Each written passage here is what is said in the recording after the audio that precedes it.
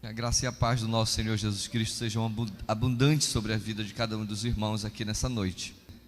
O tema que nós propomos aqui para esta noite foi isso: a importância do conhecimento de Deus em tempos difíceis. E talvez a gente já esteja muito acostumado com um conhecimento que a gente mesmo já tem de Deus. E olha, quando as pessoas abandonaram essa ideia da mitologia, os deuses distantes e tal, lá no Olimpo e tudo, eu vejo que nós acabamos perdendo um pouco do nosso conhecimento, ou do nosso entendimento, da nossa fé num Deus que é diferente de nós. Meus irmãos, a gente muitas vezes enfoca muito a humanidade de Deus, né? Que Ele é também 100% homem, Ele se fez um de nós, mas Ele não é um de nós.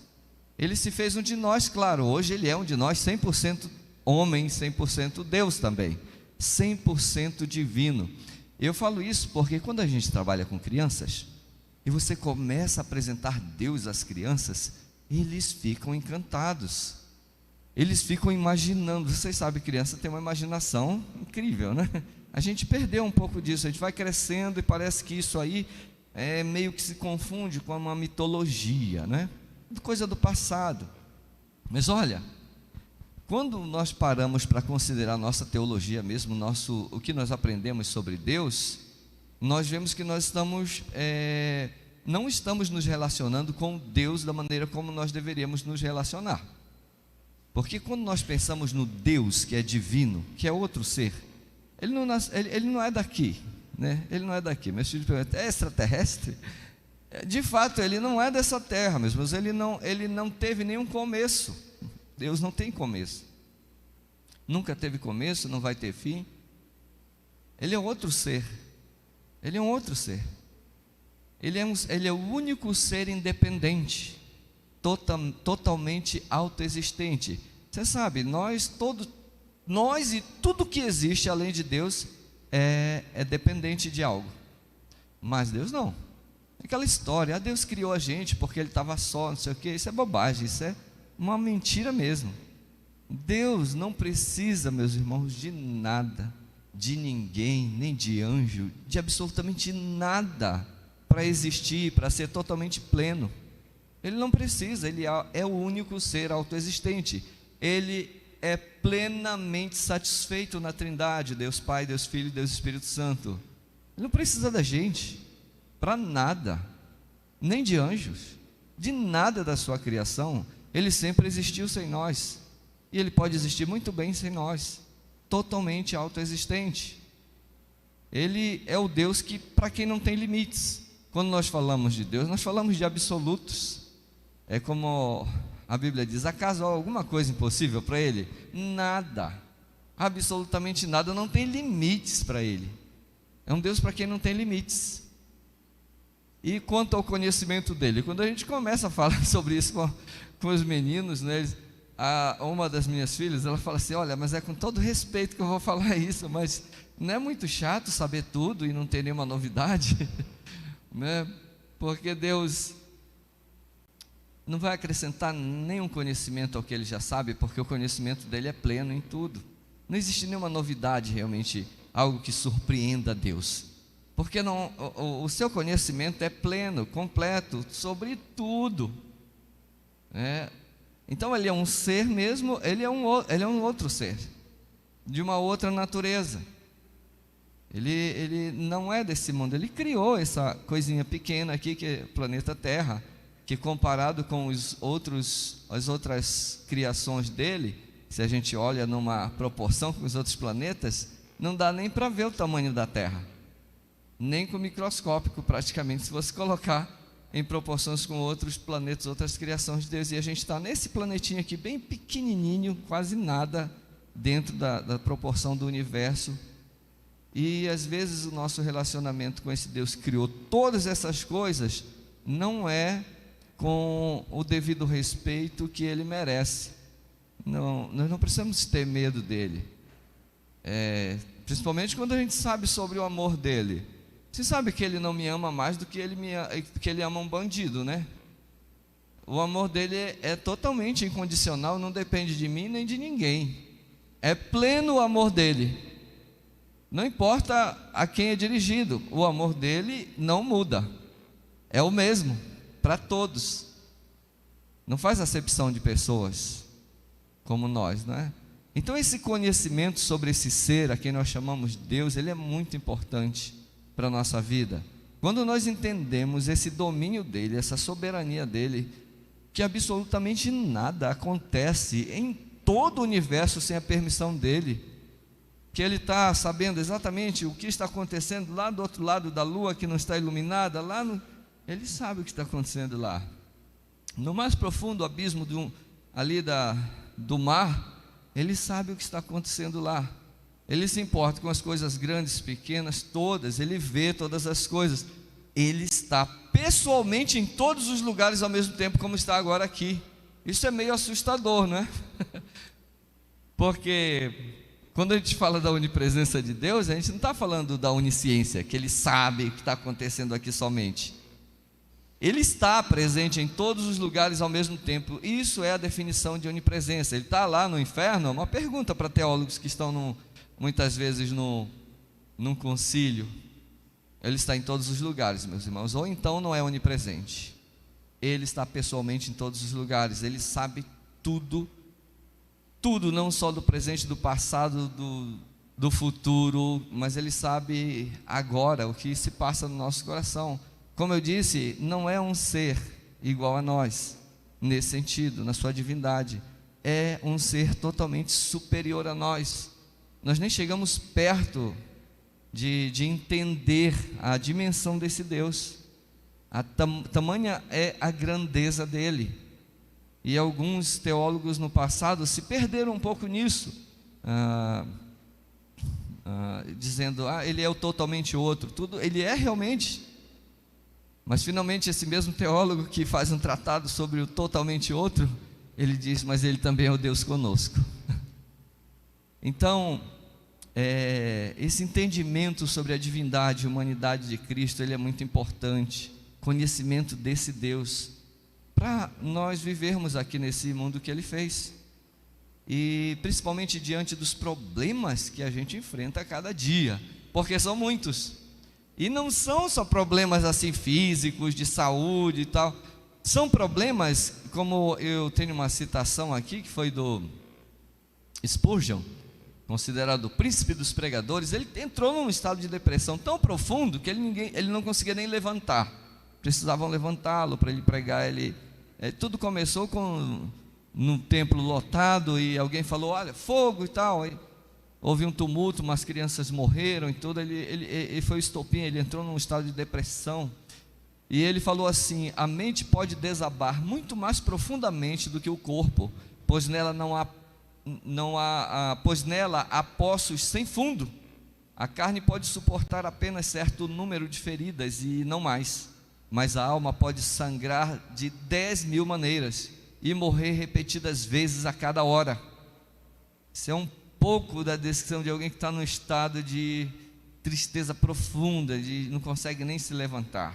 E isso é um mal hoje, né? Além de todos os outros problemas sociais e tudo que a gente vê ao nosso redor, são problemas e problemas e problemas. Como é que a gente consegue lidar com isso sem o conhecimento de Deus? É impossível. É impossível. Por isso hoje nós queremos falar sobre isso, a importância do conhecimento de Deus nesses tempos difíceis que nós vivemos. E não somente nos tempos difíceis, né? Mas em todos os momentos da nossa vida. Então, quando eu estava um tempo lá no seminário, em 93 por aí, foi muito bom quando o professor chegou comigo e ele me via muito questionador, inquiridor e desafiante, né? Os professores não gostavam de mim, não gostavam mesmo, e muitos alunos também não, porque eu era muito chato mesmo lá. Eu era um adolescente que lia muito a Bíblia, muito mesmo. Então, algumas coisas que eu via lá eu questionava, e depois acabava tendo razão em algumas coisas, mas eu era muito ainda imaturo, né? Muito imaturo, Mas aí um professor lá, o reitor, ele disse: sabe que você não vai lembrar muita coisa, né, de tudo que você está estudando aqui, mas não esquece de uma coisa: tudo aqui procura focar no conhecimento de Deus.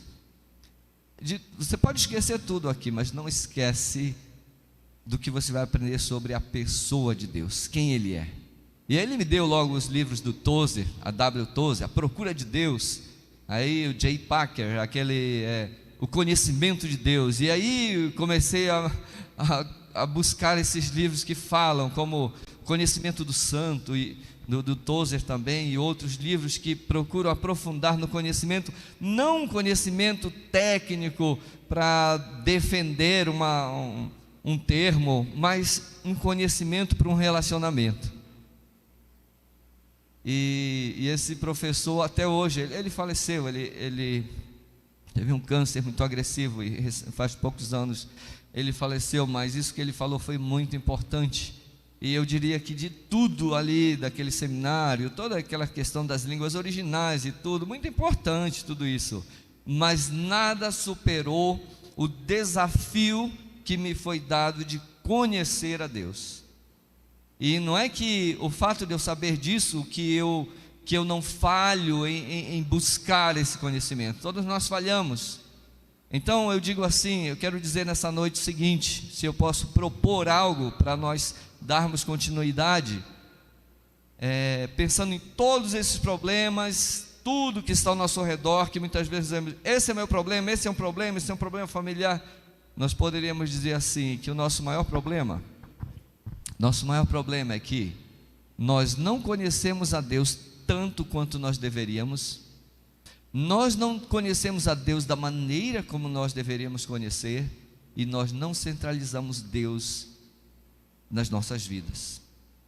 Isso realmente, isso é o nosso problema.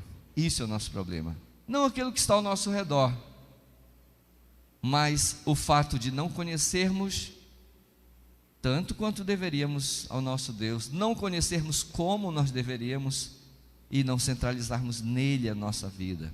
Então, esse foi um sábio conselho que eu recebi para focar realmente no conhecimento de Deus, e fui lendo esses autores, fui procurando me aprofundar, e ainda continuo, fazendo isso diariamente. E Tozer, ele disse assim: o que vem à sua mente quando você pensa a respeito de Deus é a coisa mais importante a respeito de você. O fato mais importante a respeito do homem é como ele, no fundo do seu coração, vê a Deus. E às vezes eu pergunto para meus filhos: quem é Deus? Quem é Deus para você? Eu quero saber até onde está o conhecimento deles a respeito de Deus.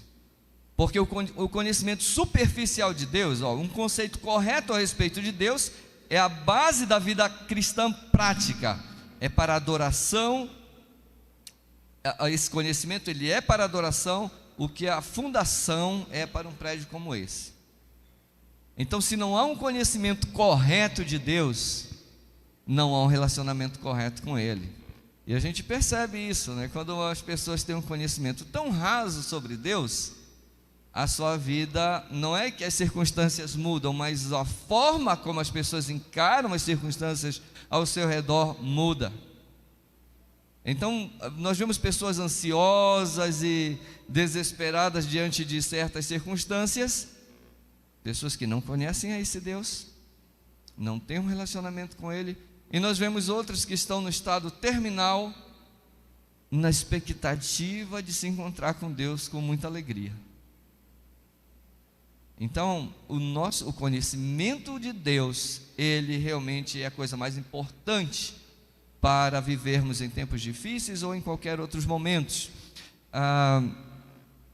Charles Spurgeon, ele falou o seguinte, ele disse assim: já foi dito por alguém que o estudo adequado da humanidade é o próprio homem. E ele disse: eu não me oponho à ideia, mas eu creio ser igualmente verdadeiro que o estudo correto do eleito de Deus é Deus.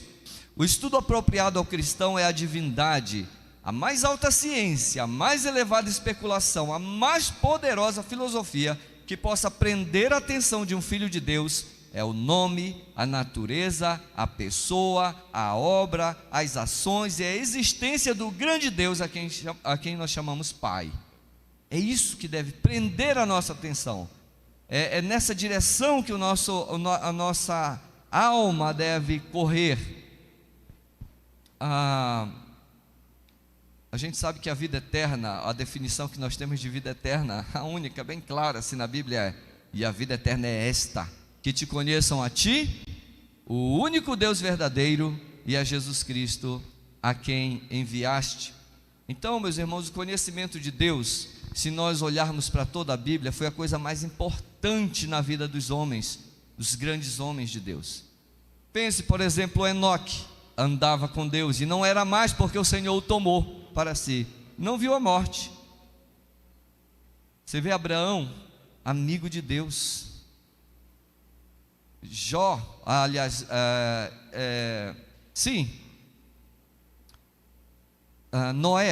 Noé, por exemplo, homem temente a Deus, andava com Deus, se desviava era um homem justo e andava com Deus. Então, se você olha para esses homens de Deus, como Abraão, Davi, Moisés, que falava com Deus como um amigo fala com o outro, e que nos impressiona aquele momento quando Deus diz assim: olha, Moisés, você vai subir com todo esse povo aí, mas eu não vou com você, esse povo aí é terrível, eles não se inclinam, não obedecem, eu não vou com você, você vai, mas eu não vou. E Moisés disse o quê? Ele disse: Senhor, se o Senhor não for comigo, eu não vou subir, eu não irei. Ele se recusou a isso. Ele disse: se o Senhor não for comigo, eu não nos faça subir. Porque para ele a coisa mais importante não era ter uma grande nação vitoriosa. Lá ele disse: não, o mais importante é Deus andar conosco. Se o Senhor não vai conosco, não nos deixe subir daqui. Ele andava com Deus. Quando nós olhamos nos escritos de Davi, por exemplo, Salmo 63:1: ó Deus, Tu és o meu Deus forte, eu te busco ansiosamente. A minha alma tem sede de Ti, meu corpo Te almeja como terra árida, exausta sem água. Esse era o texto favorito de uma missionária com quem eu trabalhei lá no meio da Amazônia. Ela já faleceu também. Eu estou vendo que tem muita gente perto de mim que já morreu. Mas quando a gente começa a falar muito disso, é porque a gente também já está mais para lá do que para cá. Mas essa irmã, ela tinha um amor pelas pessoas. E uma vez eu perguntei: qual é o seu texto preferido? Ela disse: é esse texto, porque eu quero ter essa mesma sede de buscar a Deus, como Davi tinha. Ele se considerava como uma terra que está rachando ali, sedenta pela água. E ele também fala no Salmo 42, não é? Assim como a corça suspira pela corrente das águas, assim por Ti, ó Deus, suspira minha alma. Eu tenho sede do Deus vivo. Eu fico impressionado quando eu vejo assim a idolatria de alguns jovens em relação a algumas celebridades, e eles buscam saber tudo sobre a vida dessas pessoas. Eles ficam stalkeando tudo que veio por... para quem não sabe, stalkear bom, teria que ter um jovem aqui para explicar o que é, mas você vai pela internet e vai fazendo uma busca lá, onde tudo que você encontra daquela pessoa, e é uma vontade, um desejo de conhecer. E quando essa pessoa aparece em público e há aquela gritaria, aquela histeria, nossa, ele está aqui, aquela paixão. A gente vê pouco isso em relação a Deus. Não que deva ser assim, mas um sentimento profundo, uma inclinação verdadeira da alma em direção a Deus. Eu gosto muito dos escritos do Jonathan Edwards, um teólogo de 1700, do século XVIII. Ele tinha uma prática de vida com Deus assim diária, em torno de 8 horas de oração. Ele era bem fraquinho, até ele morreu com uma vacina, né? Um resultado de uma vacina. Lá naquela época ele foi tomar vacina para mostrar para todos os alunos na época que ele assumiu uma universidade no final da vida. Mas enfim, ele buscava Deus de maneira assim relacional mesmo.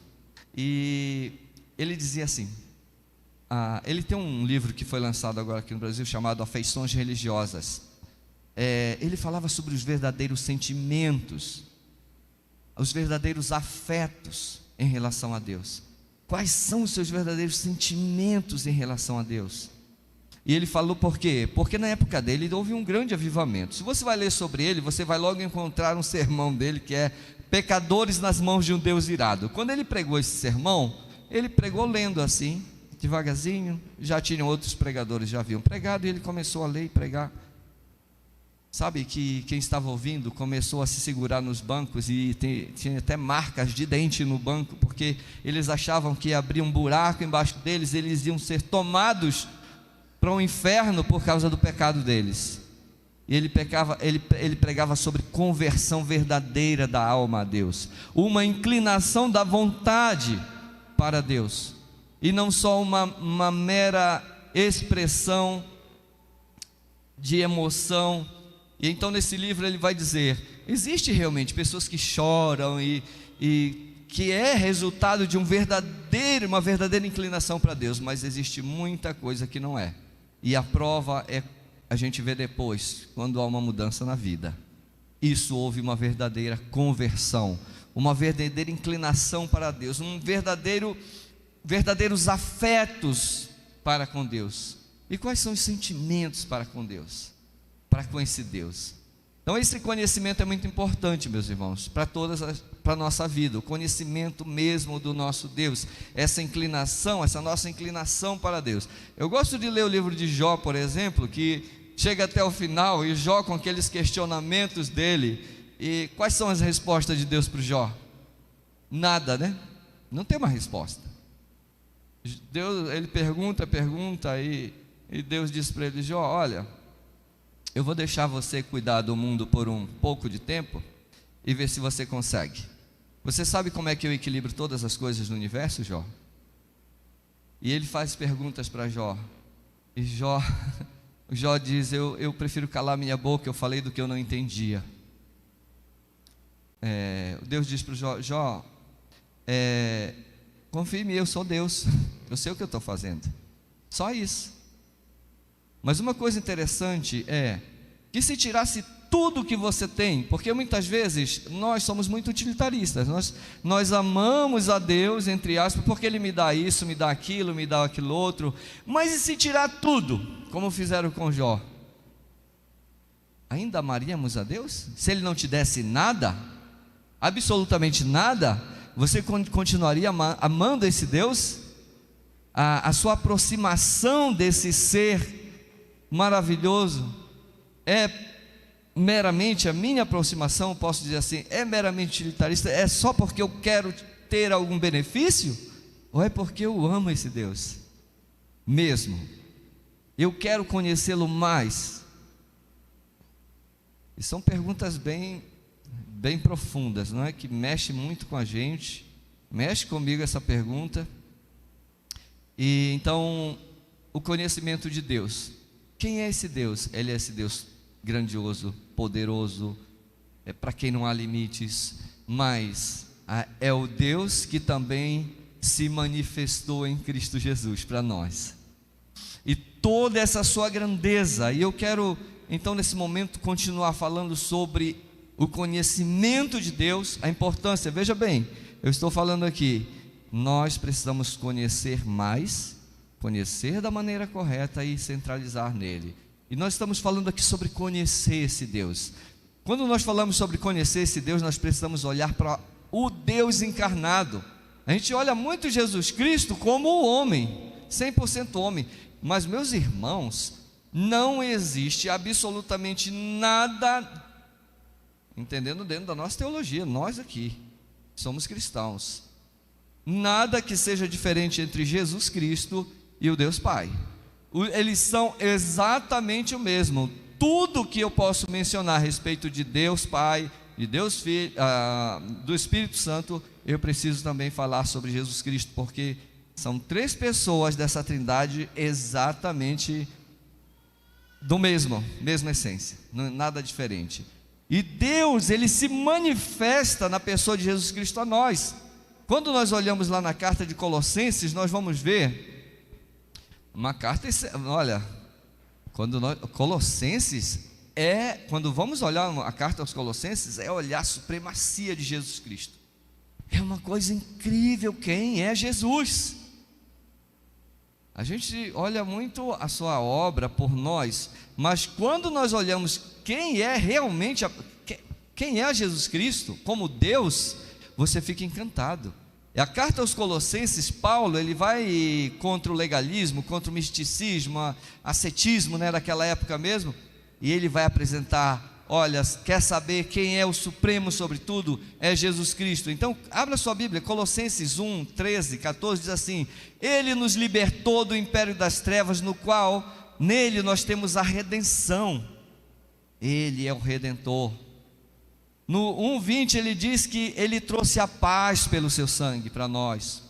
No 1:22 ele diz que ele nos reconciliou com Deus. No 2:13 diz que ele nos deu vida juntamente com ele, porque nós estávamos mortos. E é uma coisa interessante, quando nós lemos sobre Jesus, principalmente no Evangelho de João, que apresenta Jesus como Deus. Ele é a vida. Sabe, nós não temos vida própria. Ele é a vida e Ele é que dá a vida para nós. Ele é a verdadeira luz, nós somos só o reflexo disso, mas Ele é a verdadeira luz. E isso nas línguas originais, olhar na língua original essa questão da vida que estava nele, e Ele era a luz do mundo, é algo muito assim, que nos encanta. A maneira como João também escreve. E nós olhamos aqui em 2 Coríntios 4, 6, que é um texto que, se tem algum dos nossos visitantes que ainda não tem a Jesus Cristo como seu Salvador, olha, se você tem uma Bíblia, dá uma olhada nesse texto. Mas esse texto ele diz assim: porque Deus que disse que das trevas resplandeça a luz, é a expressão do Gênesis, haja luz, né? Está em 2 Coríntios 4, 6. Haja luz. O mesmo Deus que disse que das trevas resplandeça a luz, o que o texto diz?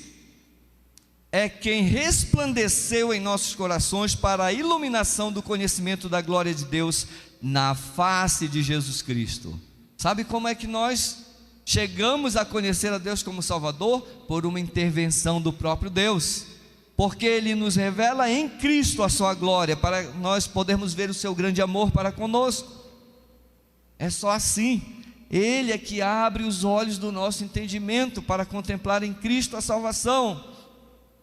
Então nós pregamos sim, apresentamos Jesus Cristo como nosso Salvador, aquele que pode perdoar os seus pecados, mas é Deus que vai iluminar os olhos do teu coração para ver a glória dele na face do Senhor Jesus Cristo. É Ele que faz isso. Isso não é uma questão de presbiteriano ou dos calvinismo, nada. Isso aqui é a Bíblia. É a Bíblia dizendo: é Deus que nos salva. E como isso traz alegria para nós, porque um dia Ele quis me salvar. Por quê? Outro dia eu perguntei isso lá, né, para os meus filhos. A gente estuda a Bíblia junto todo tempo. E eu disse para eles: olha, eu tenho uma resposta para que eu fui criado. Eu fui criado para a glória de Deus, mas até hoje eu não sei o porquê Ele me criou. Por que Ele quis manifestar a sua glória através da sua criação? Por que Ele me escolheu? Só o amor dele, né, para explicar isso. Porque o que há em nós, Ele olha para nós, e quando a gente vê em Romanos 5:8, Ele prova o seu amor para conosco, sendo nós pecadores. Não foi por nada que havia em nós, foi porque Ele nos amou mesmo, e esse amor incondicional, mas não havia nada em nós. Então esse texto, aqui começa o nosso conhecimento de Deus por aqui, quando Ele ilumina os olhos do nosso coração, para contemplar em Cristo essa salvação. Então nós nascemos de novo, e quando você nasce de novo, só quem já teve essa experiência pode realmente falar sobre isso. É como se você não estivesse pisando no chão ali. É um peso que sai das suas costas, o peso que estava realmente te oprimindo, e você tem a paz que ninguém pode explicar. Ninguém pode explicar. Só quem já passou, quem já viveu essa experiência do novo nascimento em Cristo Jesus, que ganhou essa nova vida, que pode realmente dizer o que é nascer de novo, o que é ser salvo. Então, se você ainda não tomou essa decisão de receber Jesus Cristo como seu Salvador, comece agora a considerar isso. Ao final nós vamos dar a você a oportunidade para tomar essa decisão e receber a Cristo como seu Salvador. Então em João 1,5 ainda diz: a luz resplandece nas trevas e as trevas não prevaleceram contra ela. Jesus, a saber a verdadeira luz, versículo 9, que vindo ao mundo ilumina todos os homens. E o próprio Jesus disse: eu sou a luz do mundo, quem me segue não andará em trevas, pelo contrário terá a luz da vida. Jesus Cristo é o próprio Deus que veio a nós, meus irmãos, para nos salvar. Pensa como isso é algo grandioso. O ser criador de todo esse universo, que não precisa de nós para nada, Ele nos amou tanto, e Ele se fez um de nós, e a Bíblia diz que foi um negócio humilhante, considerando a grandeza de Deus. Imagina você lá, vamos imaginar, você está andando, tem aquelas formiguinhas lá, eu vou me tornar uma formiguinha. É muito mais do que isso, muito mais humilhante do que isso, se tornar um ser humano para um Deus como nós sabemos que é o nosso Deus. Mas Ele nos amou de uma maneira incondicional. E quando nós olhamos para Jesus Cristo, Colossenses 1,15 diz assim, até 18: este é a imagem do Deus invisível, o primogênito de toda a criação, pois nele foram criadas todas as coisas nos céus e sobre a terra, as visíveis, as invisíveis, quer sejam tronos, quer sejam soberanias, principados e potestades. Tudo foi criado por meio dele, de Jesus, e para ele. Ele é antes de todas as coisas, nele tudo subsiste. Ele é a cabeça do corpo, da igreja. Ele é o princípio, o primogênito de entre os mortos, para em todas as coisas ter a primazia, porque aprove a Deus que nele residisse toda a plenitude. É Jesus Cristo, próprio Deus. Ele é a imagem do Deus invisível. Lá em Hebreus vai falar algo semelhante. E quando nós pensamos em viver nesse mundo, nós não podemos viver sem a pessoa do Senhor Jesus Cristo, porque em Colossenses mesmo vai dizer que Cristo, em quem todos os tesouros da sabedoria e dos conhecimentos estão ocultos. Quer viver aqui bem? É conhecer Jesus, é viver com Ele. Nele estão ocultos todos os tesouros da sabedoria e do conhecimento. Em quem? Em Jesus Cristo, esse Deus conosco. Nele habita corporalmente toda a plenitude da divindade. Ele é o próprio Deus aqui. Então, meus irmãos, esse conhecimento de Deus é o que realmente pode dar a nós, em qualquer circunstância, uma total segurança diante de qualquer circunstância. Sabe, acho que foi o filósofo Kierkegaard, um filósofo antigo, cristão. E ele começou a estudar a questão da angústia.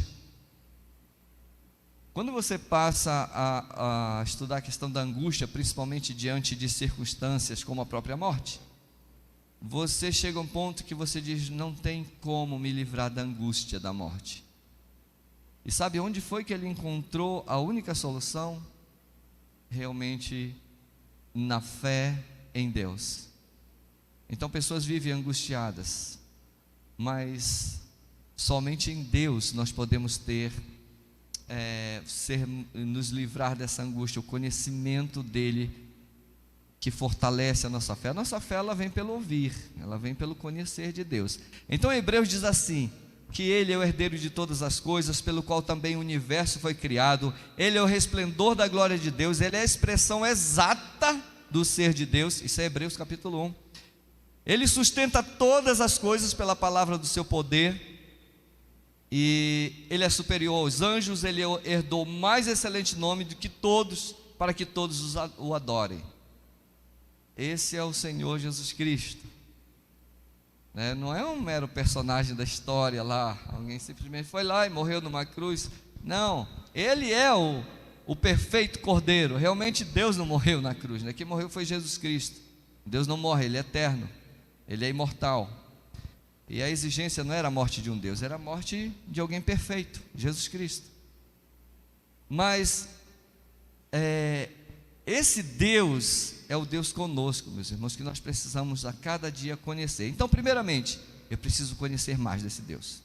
Eu preciso pegar essa palavra aqui, separar tempo eu preciso ser disciplinado no estudo da palavra. Está tudo aqui sobre Deus. Ele quis revelar-se a nós e dedicar tempo de qualidade para ler e meditar, para eu conhecer o Deus que eu digo que eu sirvo. E eu preciso conhecê-lo também de forma relacional. Ou seja, não é só para eu discutir teologia e responder essa e aquela pergunta, mas é para eu saber como eu me relaciono com esse Deus. E algumas vezes nós vemos pessoas se relacionando com Deus como se Ele fosse alguém, uma pessoa qualquer, e não com o respeito que Ele merece. Eu acho interessante um salmo, é o Salmo 50. Se você olhar o Salmo 50, Deus, Ele diz assim, Salmo 50, 21, Ele diz: ficaria eu calado diante de tudo que você tem feito? Você pensa que eu sou como você? Mas agora eu o acusarei diretamente, sem omitir coisa alguma. Ele diz: você pensava que eu era igual a você? Você acha mesmo que eu ia deixar você viver uma vida pecaminosa e concordar com isso? Eu vou levantar tudo isso, eu vou mostrar quem eu sou, eu vou mostrar a minha santidade para você. E muitas pessoas se relacionam com uma linguagem, com uma maneira que desonra esse Deus, e ainda dizem: eu estou na presença de Deus. Mas o que nós vemos na Bíblia, quando Deus se manifesta a uma pessoa? Vamos pensar no Isaías, capítulo 6, Isaías está ali, ele diz: no ano da morte do rei Uzias, eu estava lá, eu vi o Senhor assentado no alto e sublime trono, as abas das suas vestes encheram o templo, e os serafins voavam, e eles diziam: santo, santo, santo. O que aconteceu com Isaías? O que Isaías faz? Ele não faz como alguns pregadores que dizem: olha, estou cheio do poder, não me toca, senão você vai cair. Eu já vi isso aí num lugar aí, cheio do poder, está na presença de Deus. Não, ele se humilha diante dessa santidade de Deus, ele se prostra, ele diz: ai de mim, eu estou perdido, porque eu estou diante de um ser santo, puro, totalmente separado de tudo o que não condiz com a santidade. E você vê isso na vida também do João, lá na ilha de Patmos, quando ele tem aquela revelação, ele cai por terra, se humilha diante desse Deus que é santo, santo, santo. Então, meus irmãos, como é que eu me relaciono? Eu conheço o suficiente de Deus? Como cristão, tenho realmente assumido essa minha responsabilidade de buscar conhecer a Deus? E como é que eu me relaciono com esse Deus? Como é a minha vida de oração? Como é que quando eu separo um tempo para conversar com Deus, como é que eu me relaciono com esse Deus? Quanto tempo eu dedico para isso? Deus, eu quero te conhecer mais.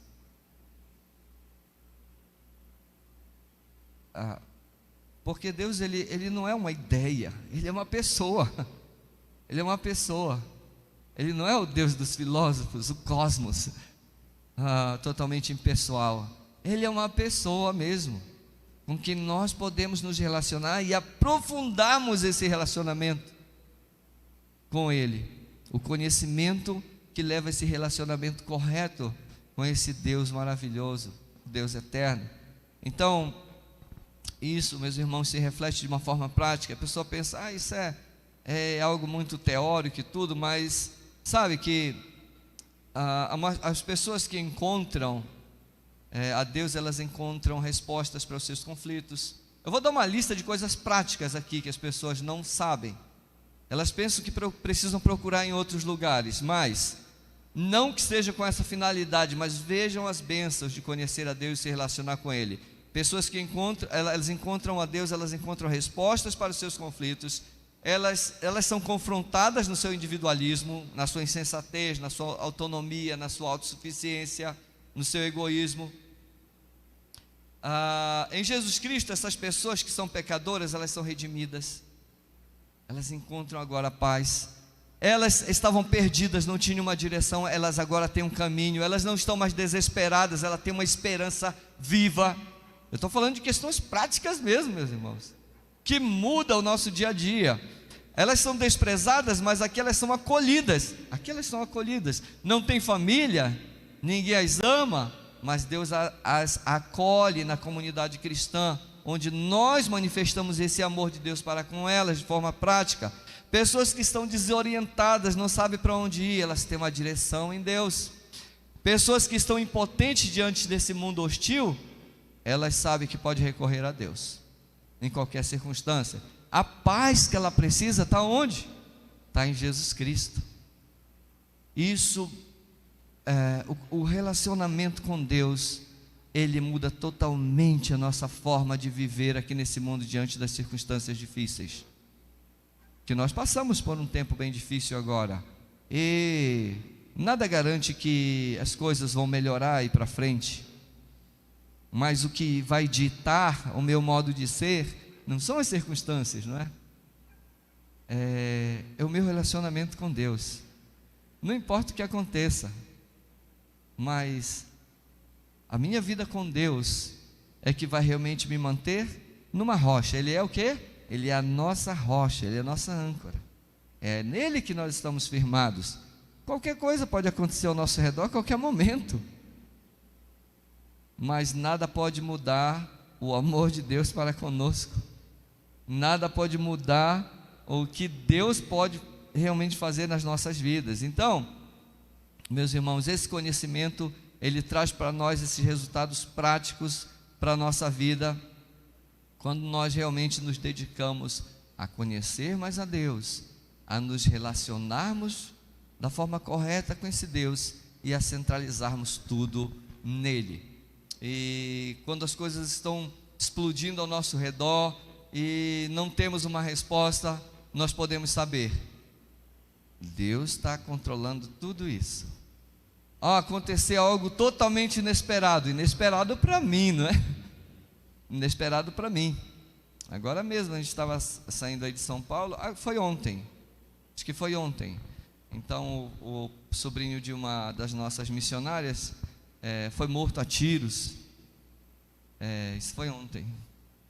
E ela estava bem abalada. Acho que foi ontem ou anteontem, não estou bem certo. Eu me perco muito no tempo nessa questão. Mas ela estava bem abalada. Mas o que você pode fazer? Você tem que saber, Deus está no controle disso.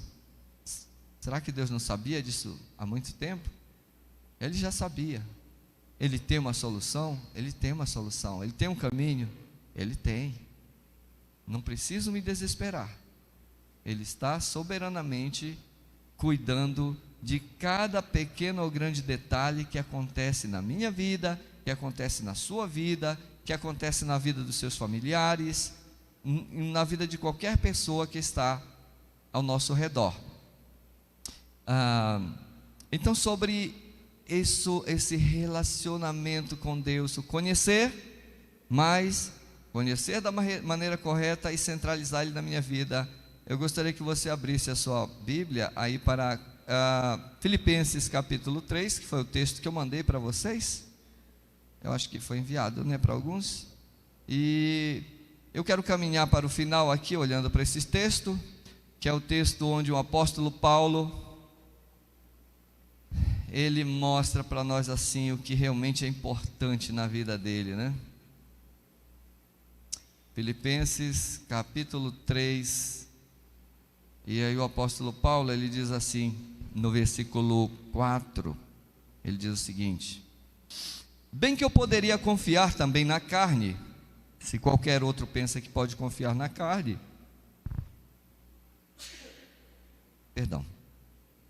Se qualquer outro pensa que pode confiar na carne, eu ainda mais. Circuncidado ao 8º dia, da linhagem de Israel, da tribo de Benjamim, hebreu de hebreu, quanto à lei fariseu, quanto ao zelo perseguidor da igreja, quanto à justiça que há na lei irrepreensível. Mas o que para mim era lucro, isto considerei perda por causa de Cristo. Sim, deveras considero tudo como perda por causa da sublimidade do conhecimento de Cristo Jesus, meu Senhor. Agora veja, por que ele largou todas as coisas? Por amor do qual? Foi por amor desse Jesus Cristo. Isso foi muito recente quando meus olhos focaram nesse ponto. Por amor do qual? por amor do qual perdi todas as coisas e a considero como esterco, né? Que na verdade está refúgio, mas é esterco mesmo, fezes, né? Esterco, para ganhar a Cristo. Ele disse: eu tinha todos esses títulos, estava muito apoiado nesses títulos, nesse conhecimento, pois eu considero isso como esterco. Para mim não serve nada isso. Eu troquei tudo isso por uma coisa, pelo meu amor a Cristo. Eu não me apoio mais em nada disso, mas eu só quero Cristo, eu quero só conhecer a Cristo. Ele continua, ele diz aqui, para ganhar a Cristo, né? Considera tudo como perda. Ele diz, para ganhar a Cristo e ser achado nele, não tendo justiça própria. Era onde ele se apoiava, não é? Eu sou irrepreensível, eu sou totalmente, como ele diz aqui, quanto ao zelo, eu sou perseguidor da igreja. Mas isso, será que está aí a justiça de Paulo? Ele disse, não é aí que está a minha justiça. Eu quero ser achado nele, não tendo justiça própria que procede da lei, senão a que é mediante a fé em Cristo. A justiça que procede de Deus baseada na fé, para o conhecer e o poder da sua ressurreição e a comunhão dos seus sofrimentos, conformando-me com ele na sua morte, para de algum modo alcançar a ressurreição dentre os mortos.